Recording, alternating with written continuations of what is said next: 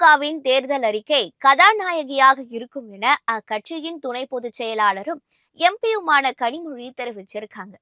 தஞ்சையில் செய்தியாளர்களுக்கு பேட்டியளித்த அவங்க, சட்டமன்ற தேர்தலை முன்னிட்டு திமுக தேர்தல் அறிக்கையை உருவாக்குவதற்காக அமைக்கப்பட்ட தேர்தல் அறிக்கை குழு ஓசூரில் தொழிலாளர்கள் உள்ளிட்ட அனைத்து தரப்பினரையும் சந்திச்சு அவர்களுடைய கருத்துக்களை கேட்டதாக கூறினாங்க.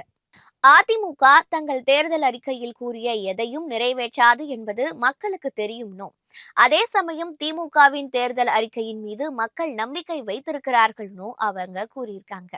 திமுக வாக்குறுதி கொடுத்தால் அதை நிச்சயமாக நிறைவேற்றும் என்பதை மக்கள் நன்றாக அறிவார்கள் என குறிப்பிட்ட கனிமொழி, மீண்டும் ஆட்சிக்கு வரப்போவதும் நாங்கள்தான் என்றும் நம்பிக்கையுடன் கூறியிருக்காங்க. கடந்த 2006ஆம் ஆண்டு திமுக தேர்தல் அறிக்கைதான் தேர்தலின் கதாநாயகன் என்று அழைக்கப்பட்டது.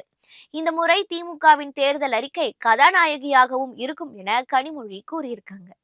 பெண்களுக்கான ஆட்சியாகவும் அவர்களின் வாழ்க்கையை மேம்படுத்தும் ஆட்சியாகவும் திமுக அரசு செயல்பட்டு வருவதால் பெண்கள் தங்களை தான் ஆதரிப்பார்கள் என கனிமொழி கூறியிருக்காங்க.